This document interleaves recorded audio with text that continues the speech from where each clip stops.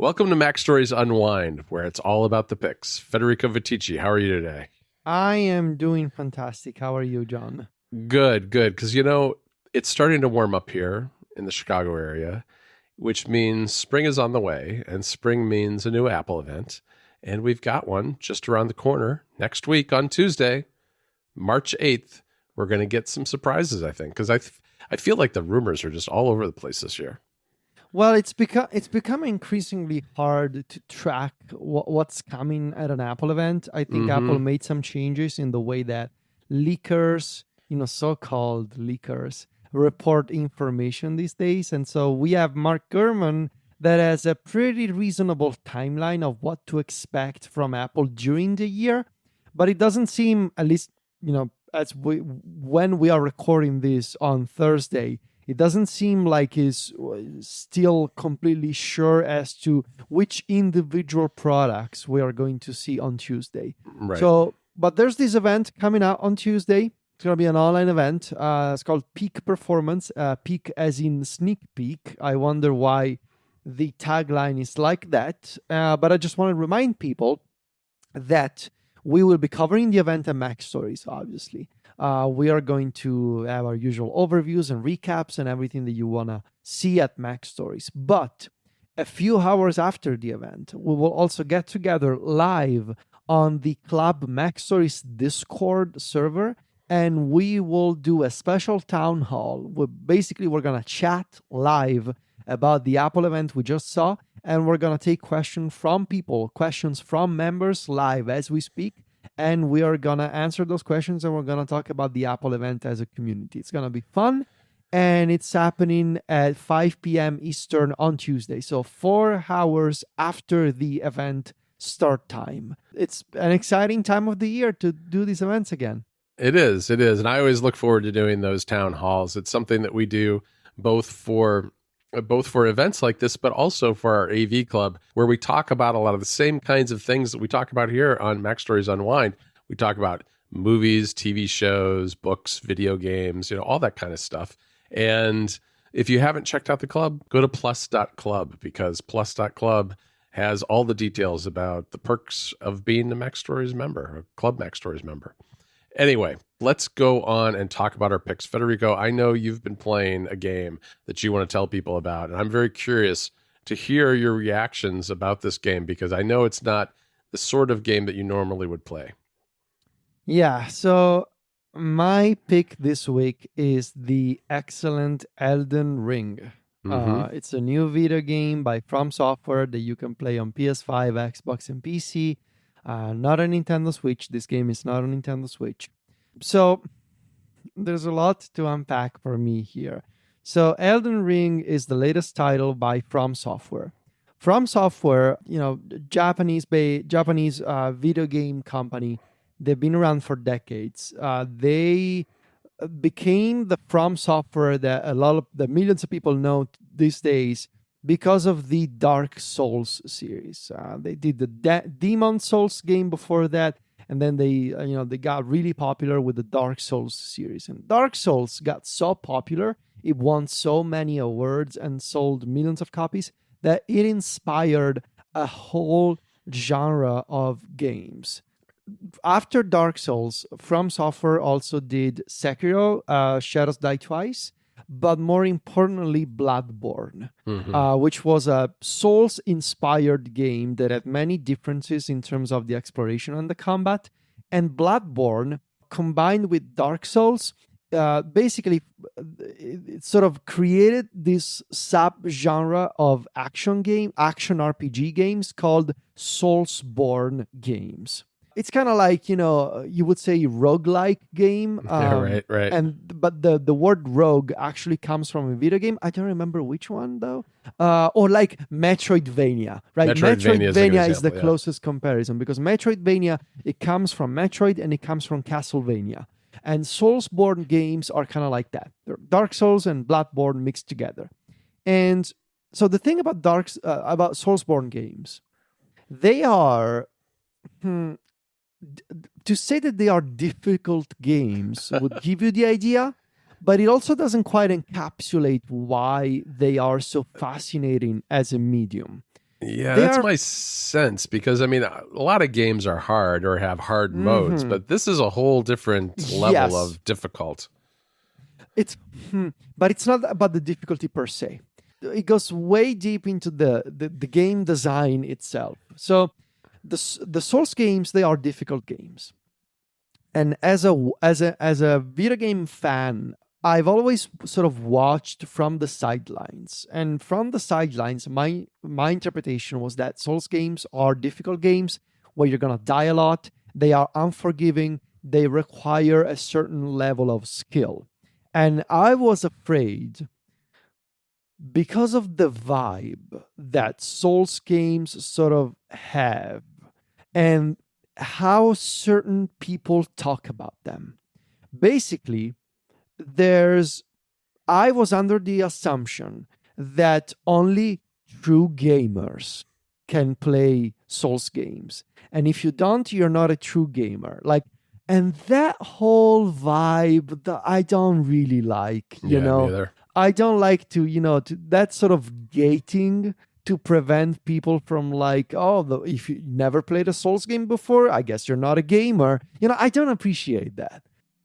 And from the outside looking in, that was sort of the vibe that I was getting from these games and from the community around them.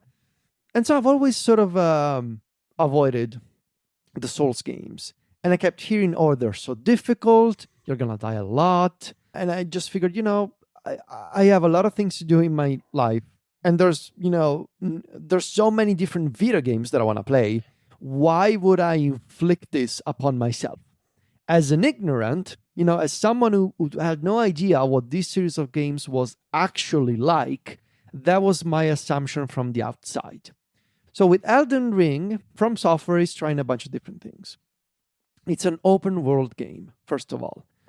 You have this incredibly vast open world called the Lands Between, and you play as a tarnished. The story doesn't really matter to the game. It was co-written by George R.R. Martin, the creator of the Songs of Ice and Fire books, which you may know as Game of Thrones on TV. The lore of the backstory doesn't really matter. You are in this dark, medieval, gritty, full of ghosts and monsters world. Now, what From Software is doing here, it's an open world game. There's finally a map. This, you may take it for granted, but it was used to not be a thing in previous From Software games. There's a map. There's fast travel between locations, and it captured people's attention for the past 2 years. I believe it was originally announced in 2019 or 2020, maybe, because of these incredibly good-looking locations. It's a good-looking game with this huge open world full of secrets to explore. Now, I saw this game, and initially I thought, I sort of went into my default mode, and I said to myself, no, that's not the game for you. There's the people talking about that, with that sort of gamer attitude that you don't like, and you don't have the time for it. But then I don't know. I lately I've been thinking a lot about doing things that challenge myself, not just in video games, but like in general, to do things out of the ordinary, because I think it's good for me. It's a topic that we mention on the shows that we do often, like to try new things. And so I decided, what's the worst that can happen to me? I'm gonna waste 60 euros on a video game that I don't like. Hey, I've done that a bunch of times in the past. Yes. So even games that you would probably like, you've probably just not returned to because you didn't have time, right? Exactly. So I figured, you know what? I'm gonna give it a try and see what happens. And what happens is that I'm 15 hours into Elden Ring, and I cannot stop thinking about Elden Ring. And I am absolutely in love with this game, and I'm thinking about it in a way that it reminds me of how I couldn't stop thinking about Breath of the Wild 5 years ago. By the way, Breath of the Wild is turning 5 years old right now, as we're recording this on Thursday, March 3rd. Came out in March 3rd, 2017. But yeah, I keep thinking, I keep obsessing, I keep thinking of places that I want to explore or things that I'm supposed to do, the same way that I used to think about Breath of the Wild. Elden Ring is a difficult game. It's an action RPG game. It's an action game where you fight off monsters, zombies, creatures, animals. There's the character design is so unique. It reminds me, John, you're not going to be familiar with this. One of my all-time, but there's a few of you out there that know what I'm talking about. The whole aesthetic of From Software games, and especially Elden Ring, but also I guess from screenshots that I've seen before, it reminds me of the world of the Japanese manga series Berserk, by the late Kentaro Miura, who Miura-san passed away. Was it in May of last year? And Berserk, this medieval, dark, gritty, adult fantasy world. It reminds me of that. There's the way that really stands out to me is in Elden Ring, I would say 3 things. It's a difficult game that respects the player, the combat system, and the open world. And I want to start from the open world. It's a huge world that doesn't tell you anything about itself. This is not an open world like Horizon, like a Far Cry, like an Assassin's Creed. This is even less of an open world than Breath of the Wild, but not, when I say that, I don't mean that it's smaller. It's a huge open world. It doesn't have the tropes.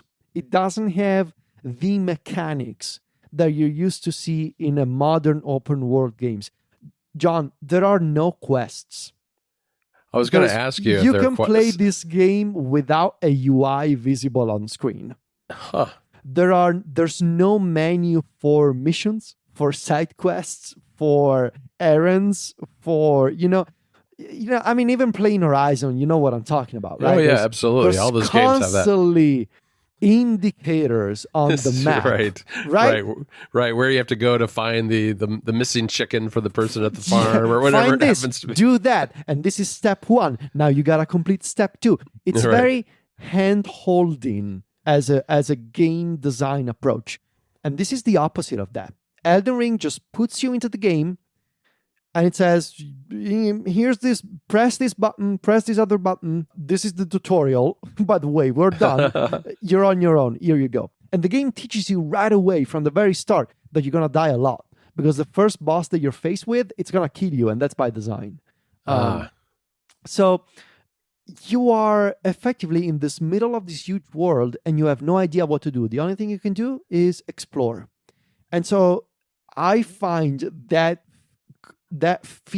closed feedback loop to be very effective in Elden Ring, because it's so mysterious that all I can do is explore. And I want to explore because I need to figure out what's going on. I want to see all these places. And then I die a lot. And the game, by making me die a lot, because maybe an enemy is too strong for me right now, it's telling me, hey, you're not supposed to be here yet. Try somewhere else. Right? So it's very organic. It's got this very holistic approach in how it's guiding you along the way without really guiding you along the way. So that's first, interesting. Yeah. The first thing that I find really fascinating about Elden Ring. Second, the combat. It feels good. I really don't know how to say it, but there's something about Elden Ring, and I checked with people, privately, and I saw some Twitter threads that confirmed the same thing. Combat in From Software games, it feels tactile, it feels real, it feels legit in a way that it's hard to describe. It's the way you're there's so many attributes that you gotta keep an eye on, but the most important one is the weight of your equipment. And the more equipment you put on, the more you're gonna be heavy, and that's gonna affect how you roll, how you dodge, how you run. It's gonna affect your stamina. It's gonna affect your character's animations. It's all very realistic without it. It happens naturally, is what I'm saying. Yeah, you don't have to really think about it a lot. No, but you're gonna see it. Now, the thing that I appreciate also is how the combat and this is also bringing me to the third point, which is the difficulty of the game, but how it respects the player. It's a hard game. It's a very difficult game. It's a game that requires patience. It's a game that upends your expectations of what fighting off an enemy in an action game looks like these days. There are no difficulty levels to pick from. Okay. The game is the game. The game is what it is. And fighting, bosses or mid bosses, or the legendary enemies in Elden Ring, it's not necessarily an action game per se. It's more like a rhythm game. It's more like a dance of learn the enemy pattern, dodge, attack, dodge, run away. Learn it becomes this dance between you and the enemy that scales gracefully from the smallest, most trivial enemy that if you're not going to pay attention, even those grunts, they can kill you. But it scales from those small enemies to the bigger ones. Even dragons are in this game, for example. And that is the hardest thing to learn. Because once you do, it's not an impossible game. Someone like me can play the game. But it's that different way to approach a game that requires you to unlearn a bunch of things right from modern gaming, and how it's hand-holding and indicators on screen, tooltips, tutorials, like none of that is here. It's learning that, okay, look, there's this fight and this enemy is huge. It's going to kill you if it hits you 5 times in a row, but there's a way for you to do this, and you can be creative about it, but you got to learn the pattern. You got to learn the dance of parry an attack or dodge, roll away. Do you want to attack in close combat? Do you want to attack from a distance? So that I find very unique and different from anything that I've ever played. And so these 3 aspects combined, right? The open world, the combat, and the respect that the game demands from you, but that it also gives back to you, right? Because then you're going to feel good about yourself once you've done it with an enemy. These 3 aspects combined make for an incredible experience that looks fantastic.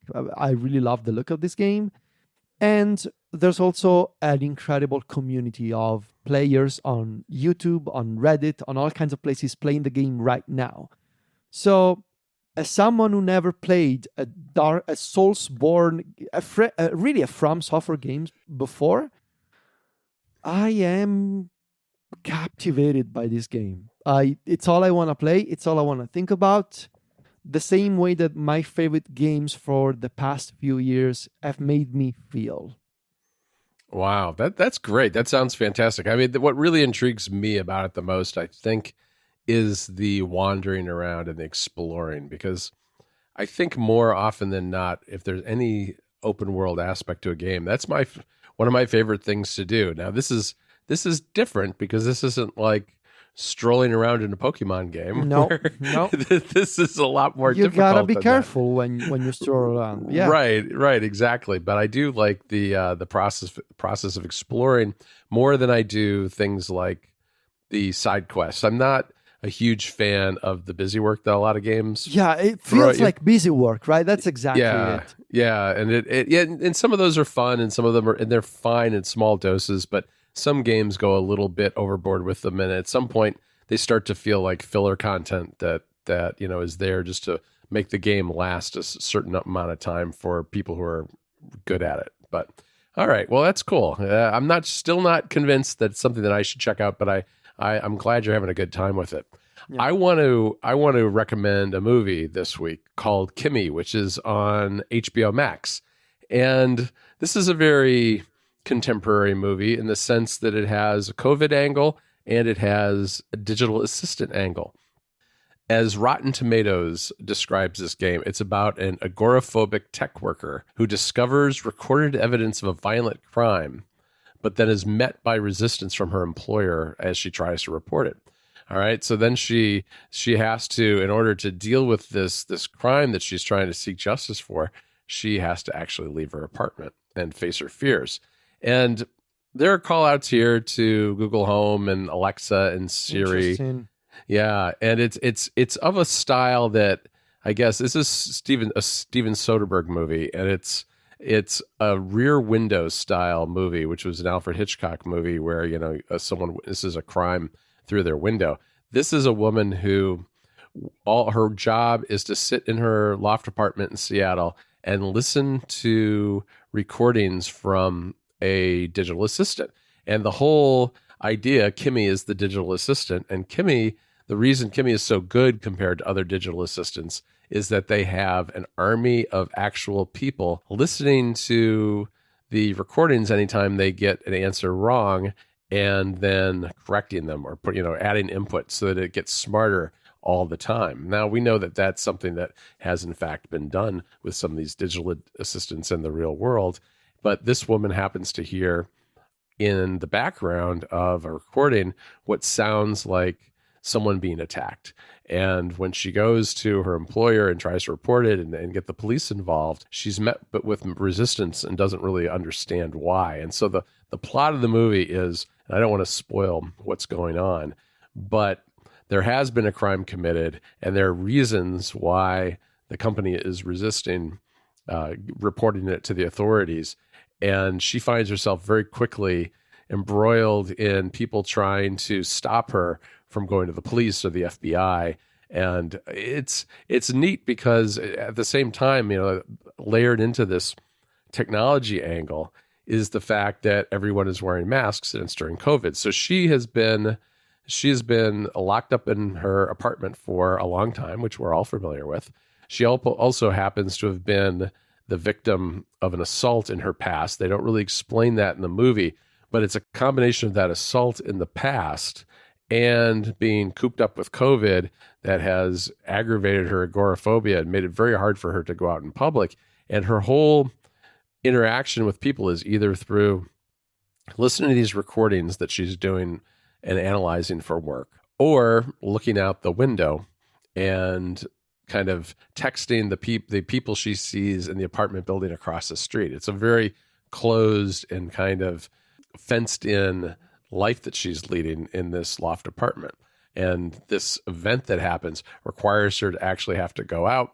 And at the same time, it's not like, she's overcoming her agoraphobia by going down to the local pharmacy. She's running away from people who are trying to kidnap her and do other bad things to her as part of this whole plot. So it's kind of an action thriller movie. I kind of wish it had explored a little better the issues surrounding recording people's voices and the social and cultural implications of that, I suppose, which are it kind of touches on, but only in a very superficial way.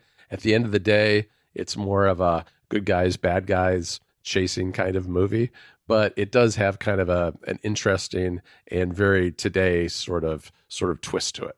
All right, Federico, that's it for another week.